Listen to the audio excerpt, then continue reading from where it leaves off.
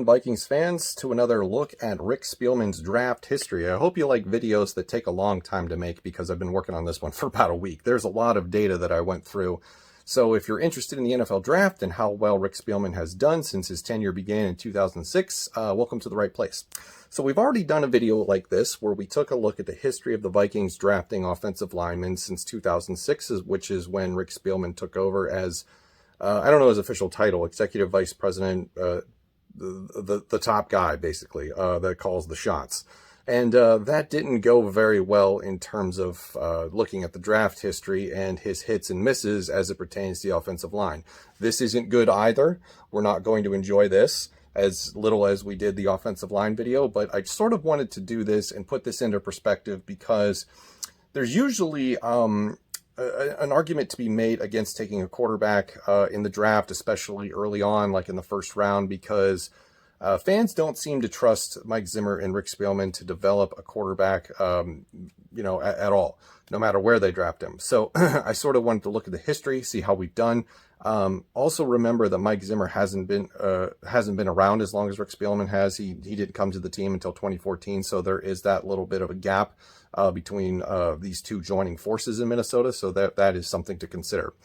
But to begin, we go all the way back to 2006, and I decided to look at an accumulative take of the entire league. So at the bottom of the board here, you see the total number of quarterbacks drafted, which from the time frame that we're looking at, which is Rick Spielman's tenure in Minnesota. 177 quarterbacks drafted between 2006 and 2020. That's an average of about 12 per year, 11.8 if you want the actual number. And I think one of the complaints that I've heard, not often, but I've heard it, is that the Vikings don't draft quarterbacks at all. And that actually isn't true when you look at the data. So I did check out how often other teams around the league were drafting quarterbacks, and it was anywhere from 5 to 7, and I think the one that I saw the most of was 9 before I stopped pulling numbers. I looked at about 12 other teams, and most teams were drafting about 5, 6, 7 quarterbacks within this time period. The Vikings have drafted 6 themselves, so it's not that we don't do it very often, it's just that we haven't done it in a while. He started off early, as you could see, the first 3 years of his tenure, 2006, 2007, 2008. And then something happened, and he was like, we're not going to do this anymore. We like what we have. And then they needed a quarterback in the first round in 2011. He didn't work out. 2014, let's try again. And then since then, it feels like it's been one of those things where it's like the sunk cost fallacy rears its ugly head because fans are hesitant to want to spend draft capital on a quarterback, especially in the first round, because of what has happened with the last 2, especially Christian Ponder. So we're going to go over all of them today, and we're going to see how we feel about it. So in 2006, the first quarterback that Rick Spielman ever drafts as a front office executive of the Minnesota Vikings was Tarvaris Jackson. He ends up spending 5 years with Minnesota, plays 36 games, starts 20 of them, goes 10-10 as a starting quarterback for the Vikings. His career total passing with the Vikings equals out to 3,984 yards, 24 touchdowns, 22 interceptions. Didn't develop into what I think Brad Childress hoped he could unlock. And basically, when you have Adrian Peterson, your game plan is to hand off as many times as possible. And for this era of Vikings football, it was basically hope we can play defense and run the ball down their throat, because when you have Adrian Peterson, you're going to use him. So that's just sort of the way things rolled during that time frame. Next year, 2007, he drafts Tyler Thigpen in the 7th round, plays 0 games for the Vikings. 2008, he gets USC quarterback John David Booty in the 5th round, 0 games played for the Minnesota Vikings.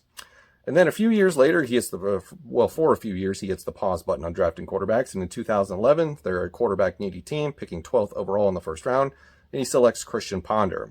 He spends 4 years with Minnesota, 38 games, 36 total starts, 14-21 as a starter.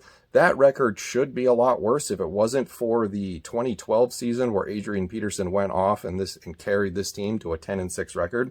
6,658 yards total passing for Ponder during his time in Minnesota, 38 touchdowns, 36 interceptions. He goes 10-6 in 2012, as I've mentioned, which really saved his record as a starter for the Vikings. I remember when they drafted him, Christian Ponder, that is. I remember that day. I didn't like the pick at the time, and I turned out to be correct. I thought it was a reach, and it just seemed like the Vikings pigeonholed themselves into a need at quarterback. They knew they were going to take one. The other quarterbacks came off the board before their pick. I think Blaine Gabbert went 10th. And if I remember correctly, that was also the Jake Locker draft where he went, I think, top 7. I don't remember exactly. Yeah, it was just like, hey, all these other teams, there's a run on quarterbacks. We gotta do something. And I don't think it really mattered because that quarterback class, from what I remember, wasn't the greatest, except for probably the guy that went number 1 overall. And I can't remember that far back, but yeah, I felt like it was a reach at the time, and it turned out to be true. And Vikings fans are very, very stung about that one. Then 4 years later, we are in a need for another quarterback. So they take Anthony Barr, 9th overall pick. That is Mike Zimmer's first overall selection. Remember, he joins the team this year. And then they trade back into the first round with the 32nd overall selection. They select Teddy Bridgewater from Louisville. Stays with Minnesota for 3 years, 30 games played, 28 starts, missed all of 2016 with the horrific knee injury that none of us will ever forget. That was also the same year that they traded away a first-round pick to get Sam Bradford because they felt like this team had something, and mostly it was because of the defense. He comes back in 2017 during the magical season for 1 game to spell Case Keenum late in a blowout, ends up throwing an interception on his second pass attempt. And then we never see him in a Vikings uniform again after that. That season ended with the Vikings losing to the Eagles in the NFC Championship game, and then all 3 quarterbacks, Sam Bradford, Case Keenum, and Teddy Bridgewater, walked as free agents in the following offseason, and then that's when the Kirk Cousins era begins. And since the Kirk Cousins era has begun, and since 2014, we have not drafted a quarterback, except for Nate Stanley last year in the 7th round, who has appeared for 0 games so far. He is basically just on the practice squad. And as of right now, I guess de facto quarterback 2 or 3 because Sean Mannion is still a free agent, which is, woof, scary. So that is the draft history for Rick Spielman when it comes to the quarterback position. You have 3 players who have played a total of 0 games for the Vikings, being Tyler Thigpen, John David Booty, and Nate Stanley. And I would think Nate Stanley is going to join those other 2 as never playing a meaningful snap for the Vikings in the regular season. I think his total will start at 0 games played and something just crazy happens, which, you know, I mean, we saw what happened in Denver last year where they were basically throwing out anybody they had. Hopefully that doesn't happen to us. With Christian Ponder, first round bust. Teddy Bridgewater, it's not really fair, I would say, to judge him. You know, he was unspectacular. Well, let's be honest with ourselves. I love the guy as much as anybody else, but he was a very average, very unspectacular quarterback. But we will never know what he could have been had it not been for that knee injury. I know people want to point to his last year here in Carolina and say that he was bad. I mean, he played well in New Orleans. He went 5-0 as a starter when Drew Brees was injured, but we just won't know. And I don't think it's fair to really give him you know, the full weight of a grade, if you will, as a former first round draft pick. It's just too hard to judge with that injury.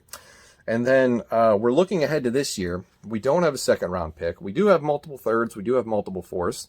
And but it feels like by the time we get to that portion of the draft that there's not going to be much left. I think we're all anticipating Kyle Trask, Kellen Mond, Davis Mills to go early in the 2nd round, possibly even early in the 3rd before the draft gets to us in that position. So will we draft a quarterback at all in the 2021 draft? I don't know. So I'm going to open up the questions to you guys in the comment section. How do you feel about Rick Spielman's quarterback draft history? Do you trust the current front office and coaching staff to develop a rookie quarterback no matter where they draft him?